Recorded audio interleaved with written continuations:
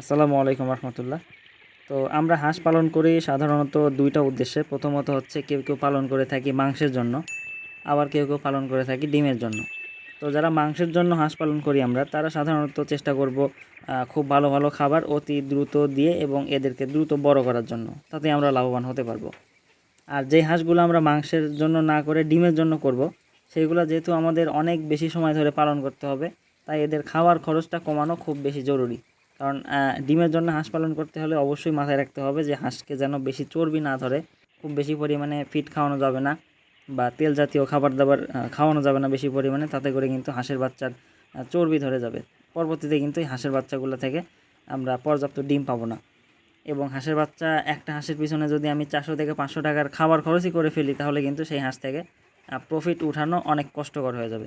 তো এই জন্য যে হাঁসগুলো ডিমের জন্য পালন করতে হবে, এইগুলার পিছনে অবশ্যই আমাদের খাবার কস্টিংটা কমাতেই হবে।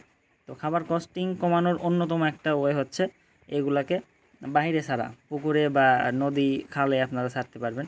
তো যখন আমরা এগুলাকে বাইরে ছাড়বো, তারা কিন্তু তাদের খাবারের চাহিদার প্রায় অর্ধেক বাইরে থেকে সংগ্রহ করে নেবে।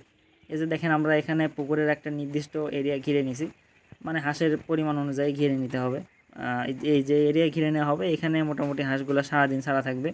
আর সারাদিন ছাড়া থাকলে কিন্তু এরা এখান থেকেই দেখা যাচ্ছে পানা, খুদে পানা বা শামুক খাচ্ছে, পোকামাকড় খাচ্ছে, ছোটো ছোটো মাছ খাচ্ছে। তো এগুলো খেয়েই কিন্তু তাদের খাবারের যে চাহিদা রয়েছে তার প্রায় অর্ধেকটা কিন্তু পূরণ হয়ে যাচ্ছে।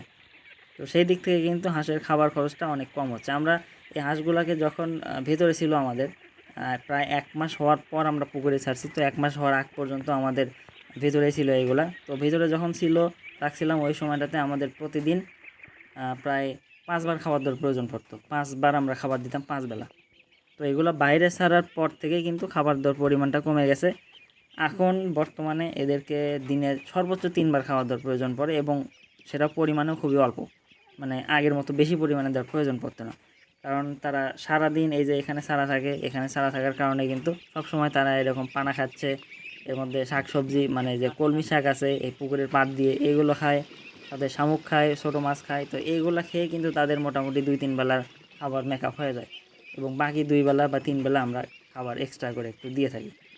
তবে হ্যাঁ, খেয়াল রাখতে হবে, হাঁসের বাচ্চা বাইরে ছাড়লে হাঁসের বাচ্চার প্রধান দুইটা শত্রু হচ্ছে, প্রথমটা হচ্ছে চিল, যেটা আপনার হাঁসের বাচ্চাগুলো যদি একবার লোপ পায় এটা ধরার, তাহলে কিন্তু হাঁসের বাচ্চা মোটামুটি সাবার করে দেবে।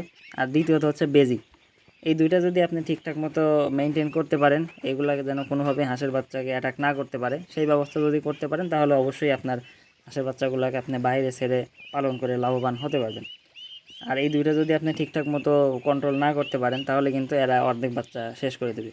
তো এই বিষয়গুলো অবশ্যই সতর্ক হতে হবে। বেজি কিন্তু খুবই চালাক। এরা কিন্তু দেখা যায় যে অনেক সময় নেটের খুবই ছোটোখাটো একটু ছিদ্র থাকলে, অথবা নেট যদি একটু উঁচু হয়ে থাকে, নিচ দিয়ে কিন্তু ঢুকে যায়। আর চিল তো বুঝতেই পারতেছেন, এরা উপর দিয়ে আসে। তো উপরে একটা নেট দেওয়ার যদি সম্ভব হয়, উপরে যদি নেট দেওয়ার সম্ভব হয়, তাহলে সেটা করতে পারেন। আর আমার এখানে যেহেতু গাছপালা বেশি আছে, সরাসরি কিন্তু চিল করতে পারে না। তো তারপরেও এখানে দেখা যায় সব সময় লোক থাকে দেখাশোনা করার জন্য। তো সেই জন্য আর কি উপরে নেট দেওয়ার প্রয়োজন পড়েনি। তো এদের বয়স যখন মোটামুটি 1.5 মাস হয়ে যাবে বা 1.5 মাস পার হবে, তখন কিন্তু আর চিল চিলের যে ভয়টা থাকবে ওটা থাকবে না, শুধুমাত্র বেজির ভয়টা থাকে। তো আমাদের হাঁসের বাচ্চাগুলোকে যে পুকুরে আমরা ছাড়ছি, সে পুকুরের এই যে এই অংশটা দেখেন কি পরিমাণে পানা হয়েছে, মানে 1 ইঞ্চি জায়গাও ফাঁকা নাই, পুরা পুকুর পানা দিয়ে ভরপুর। আর এই পানাগুলা এই হাঁসের যে বাচ্চাগুলো থাকে এই এরিয়ার ভিতর আমরা ঢুকাই দিই, মানে সারা রাত এই নেটটা উপর দিকে উঠানো থাকে এবং পুরা জায়গাটা একদম পানা দিয়ে ভরে যায়। আর বিকাল হতে হতে এই যে এই অবস্থা করে দেয় তারা, একবারে পুরা পানা খেয়ে শেষ। আবার আমরা এটা সন্ধ্যের দিকে হাঁসের বাচ্চা তুলে নিয়ে গিয়ে নেটটা একটু উপরের দিকে উঠায় রাখবো, যে কোনো এক জায়গায় উঠায় রাখলেই হয়। সারা রাতে কিন্তু আবার পানা এসে ভরে যাবে এটা, পরদিন আবার হাঁসের বাচ্চা এগুলো খেয়ে শেষ করে দেবে।